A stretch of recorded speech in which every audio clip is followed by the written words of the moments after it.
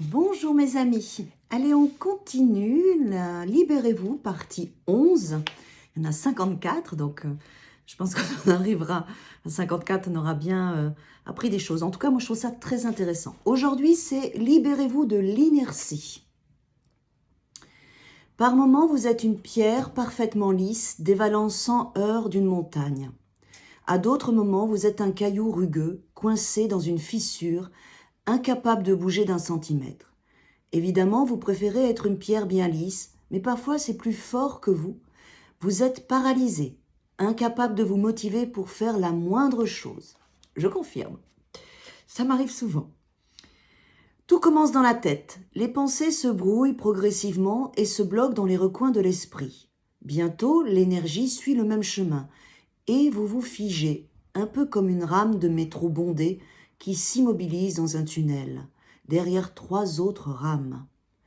Comme tout ce qui est vivant bouge et tout ce qui ne l'est pas reste immobile, on peut raisonnablement affirmer que le mouvement est bon pour la santé. Pas seulement le mouvement dans l'espace et dans le temps, mais aussi le mouvement ou la progression dans le développement personnel, la recherche créative, les relations personnelles et les projets professionnels. Si cette apathie dont vous êtes de temps en temps la proie vous inquiète, concentrez-vous immédiatement sur ce qui bouge en vous, votre cœur qui bat, votre sang qui circule. Pensez à votre estomac qui transforme la nourriture, à vos intestins qui trient, filtrent et produisent des déchets, à vos reins qui font de même avec les liquides, à votre foie qui purifie votre sang et vos glandes qui produisent des sécrétions, et même à vos à vos globes oculaires qui ne cessent de bouger alors que vous lisez ces lignes. Vraiment, vous êtes tout sauf immobile. Et lorsque vous aurez pris conscience de toute cette activité intérieure, le mouvement s'amplifiera jusqu'à ce que vous ayez envie de vous lever et de faire quelque chose. Mais retenez-vous quelques instants encore. Restez où vous êtes et respirez calmement et régulièrement. Les épaules parfaitement détendues, sans effort ni tension. Tenez ce livre dans la main gauche et levez lentement le bras droit, le coude légèrement plié et la main ouverte jusqu'à hauteur de la poitrine, la paume tournée vers la gauche.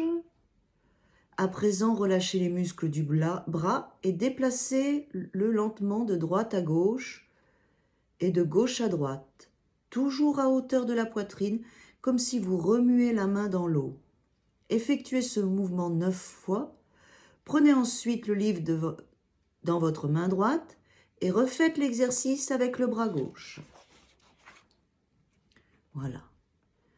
Si vous avez ressenti une agréable sensation de plénitude dans la paume des mains, c'est que l'énergie a circulé. Savourez ce relâchement dans les épaules et dans les bras pendant que vous rabaissez lentement les mains. Et lorsque vous vous remettez en mode lecture à 2 mains, dites-vous « Je détiens le pouvoir de bouger à ma guise. Je détiens le pouvoir de bouger à ma guise. Je détiens le pouvoir de bouger à ma guise.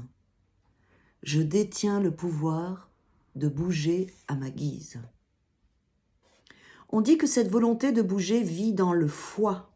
Le foie est responsable de la motivation. Or, lorsqu'elle est fermement bridée par l'inertie, l'énergie du foie stagne. En rétablissant le flux, l'inertie se dissoudra toute seule.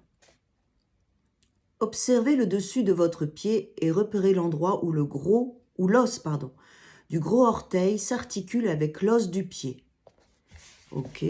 La petite pression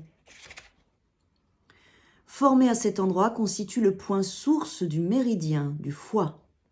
Enfoncez fermement le bout de l'index dans la pression jusqu'à ce que vous ressentiez une légère douleur. Vous pouvez aussi utiliser un petit instrument pointu tel que la pointe arrondie d'une aiguille à tricoter. Maintenez la pression quelques instants, relâchez et répétez l'opération sur l'autre pied. Regardez. Vous voyez à quel endroit? Hier, on a vu la rate, c'était ici. Vous vous souvenez, sur le côté? Ça marche bien d'ailleurs. Sur le côté, donc là, et aujourd'hui, le foie, ici.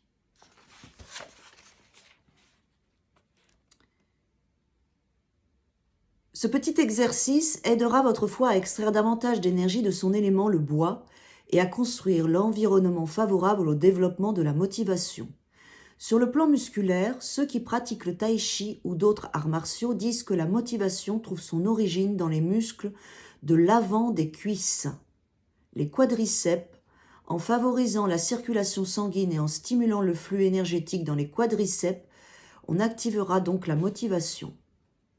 Tenez ce livre entre vos dents, je plaisante. Ou posez-le sur le support, un support proche.